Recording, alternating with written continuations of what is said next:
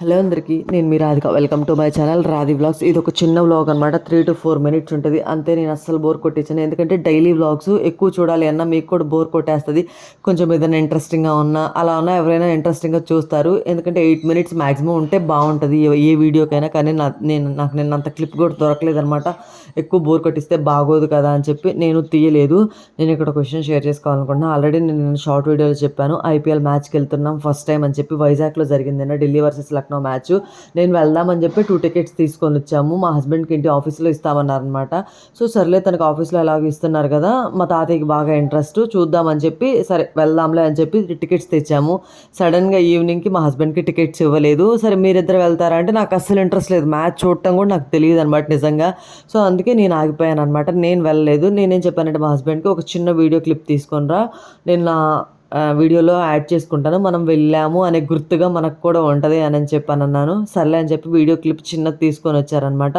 First time నేను అసలు video ticket ఇలా ఉంటుంది, ఐ మీన్ క్రికెట్ మ్యాచ్కి టికెట్ ఇలా ఉంటుంది అని చెప్పి నాకేమనిపించింది అంటే, అది లిటరల్లీ ట్రైన్ టికెట్ లాగే అనిపించింది. ఒక పెద్ద ట్రైన్ టికెట్ ఓల్డ్ ఏజ్లో మనకి ఓల్డ్ టైంలో ఇస్తారు కదా ట్రైన్ టికెట్, మ్యాక్సిమం ఇప్పుడు కూడా అంతే ఉండొచ్చు.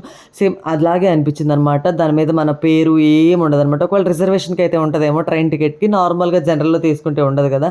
సేమ్ ఇది కూడా అంతే. మన దాని మీద మన నేమ్ కానీ ఏం ఉండదు, ఓన్లీ అక్కడ రో నెంబరు, బెంచ్ నెంబర్, ఆ చైర్ నెంబర్ మాత్రమే ఉంటుంది అనమాట. ఇంక ఎటువంటిది ఉండదు. ఒకవేళ ఆ టికెట్ మన కర్మగాలి పోయినా వేరే వాళ్ళకి చిక్కింది అని అంటే వాళ్ళు హ్యాపీగా వెళ్ళిపోవచ్చు. టికెట్ ప్రైస్ వచ్చేసి 3500, పైన ఎక్కడో అయితే 2000 అంట.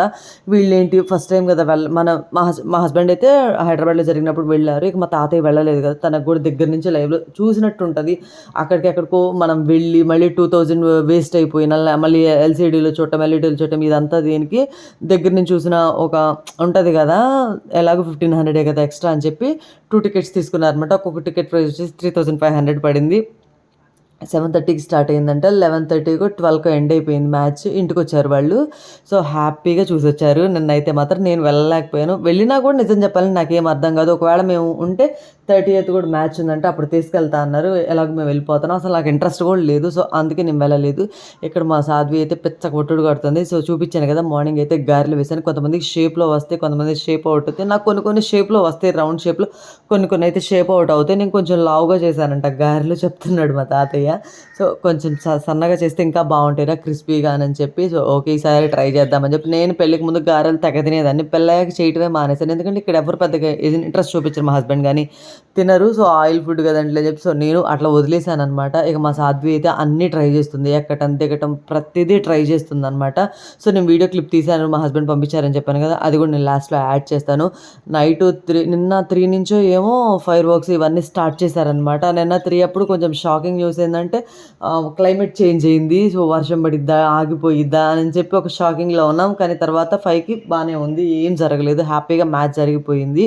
సో పిల్లలు ఎప్పుడైనా సరే ఒకటి గుర్తుపెట్టుకోండి, అలా ఏదైనా ఎక్కేటప్పుడు చాలా జాగ్రత్తగా మీరు పక్కనే ఉండడానికి ట్రై చేయండి. నేను ఈ విషయం ఎందుకు చెప్పాను కూడా ఒక షార్ట్లో, నెక్స్ట్ వచ్చే షార్ట్లో అప్లోడ్ చేస్తానన్నమాట కంపల్సరీగా. ఇప్పుడు అన్నీ ఎక్కడం స్టార్ట్ చేస్తున్నారు.